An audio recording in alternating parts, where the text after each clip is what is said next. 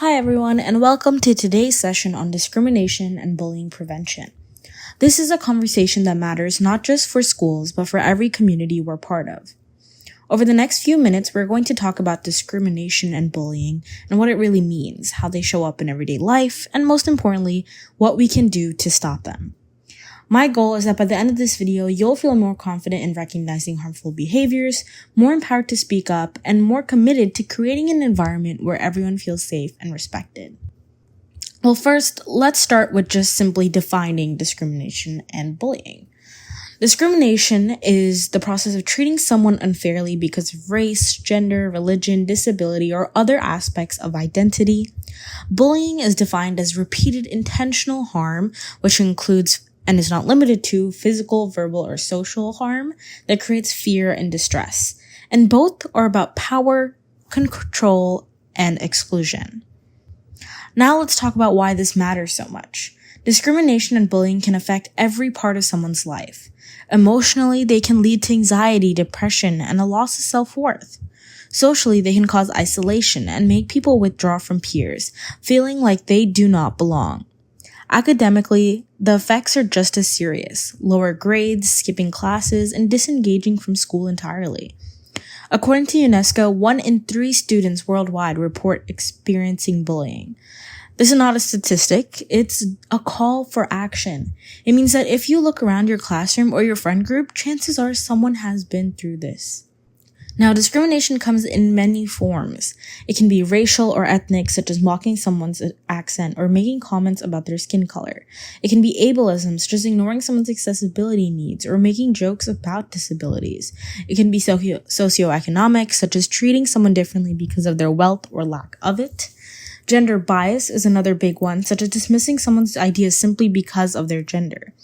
Religious intolerance, such as stereotyping or excluding someone because of their faith, is also unfortunately common.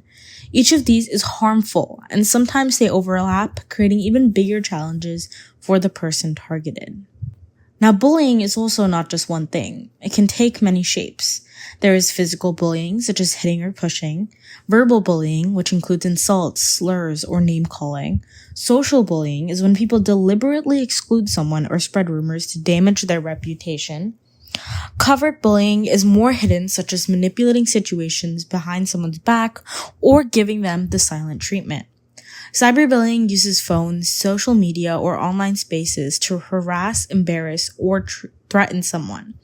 Each form is damaging, and sometimes they happen together, which can intensify the harm.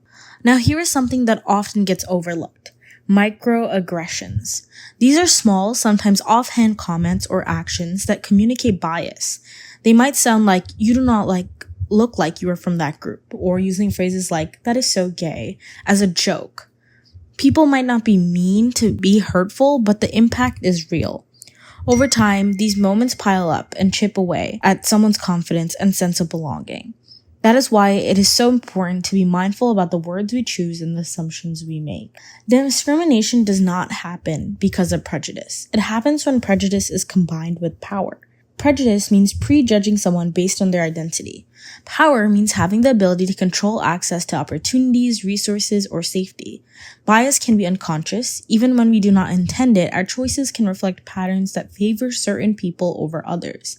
Society often protects certain groups through cultural norms, laws, or traditions, making inequality feel normal. Part of our job in prevention is to notice these challenges and patterns. Now, it is not always obvious when discrimination or bullying is happening, so being able to recognize the signs is key. For victims, you might notice they avoid certain areas, withdraw emotionally, or their mood changes. Perpetrators might dominate conversations, making repeated jokes at someone's expense or target the same people again and again. Bystanders might show discomfort, avoid eye contact, or choose not to speak up. The more aware we are of these patterns, the more likely we are to step in before things escalate. Now, let's look at our first case study. Meet Jamal. He is new to the school and comes from another country. Instead of being welcome, some classmates tease his accent and clothing. Others mimics him to get laughs. He often eats alone and stops speaking up in class. Jamal is clearly being excluded and made fun of for being different. Pause for a moment. What types of discrimination do you notice here? How could peers or teachers even step in to create a more inclusive environment? Now, Jamal's facing verbal bullying, cultural discrimination, and social exclusion. But small actions can make a huge difference. Peers can speak up or invite him to join activities. Teachers can set clear expectations around respect.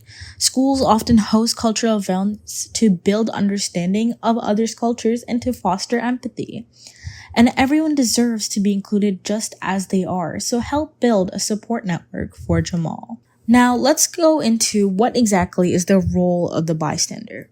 When we see harm happening, we often have a choice to act or stay silent. A passive bystander sees harm but says nothing. An active bystander steps in safely, shows support, or reports the incident. There are 3 main stages to remember. 1. Direct. Speak up calmly and clearly to address the behavior. 2. Distract. Shift the focus to break the tension and change the subject. 3. Delegate. Get help from a trusted adult or authority figure. Remember, silence can be taken as approval. Your voice matters even if you choose a safe and subtle way to use it. Now, empathy means feeling with someone not just for them. It is about imagining what it would feel like to be in their shoes. You can build empathy by listening without interrupting and by challenging your own assumptions about others' experiences. When we practice empathy, we create less space for hate and more space for understanding. Every time you take a moment to consider how something might feel for someone else, you can help build a culture where kindness is the norm. Respectful communication starts with simple but powerful actions. Use people's names and pronounce them correctly. Avoid labels, stereotypes, or jokes about someone's identity. Get feedback about actions, not about who someone is. If you're unsure about something, ask respectful questions rather than making assumptions. These habits might seem small, but they build trust and create an environment where everyone feels valued and validated. Let's look at our second case study. Priya often shares ideas during science group meetings, but her suggestions are ignored until a male peer repeats them. She is left out of key project decisions and feels her contributions are undervalued. Now, how is this an example of gender bias? And what could the group leader do to ensure fair participation? Now here, Priya, of course, is dealing with gender bias and microaggressions. To fix this, group leaders should give credit where it's due by shouting out Priya and her ideas. Everyone should get a chance to lead, and peers can point out when someone's idea is being repeated without credit. This is called accountability. Now, respect starts with paying attention and speaking up when it counts. So if you want to receive respect, you must give respect as well. Now, boundaries are not about pushing people away. They're about protecting your well-being and making sure others know how to treat you. Boundaries can be communicated with assertive phrases like, "That is not okay with me," or "I feel uncomfortable when." You have the right to express your limits, and doing so can stop harmful behavior before it becomes a bigger problem or trigger. Another important element is building an inclusive space, and that doesn't happen by accident. Representation matters. This means having posters, books, and events that reflect many cultures and experiences. Celebrate cultural and identity-based holidays and traditions. Encourage equal leadership opportunities for everyone. And make sure your group has clear agreements about respect and inclusion, so expectations are shared and upheld. Now, rules like anti-bullying and anti-discrimination policies are there to protect everyone within a school or community guideline. Knowing your rights helps you speak up if something happens, but these policies only work if both staff and students take them seriously and help enforce them.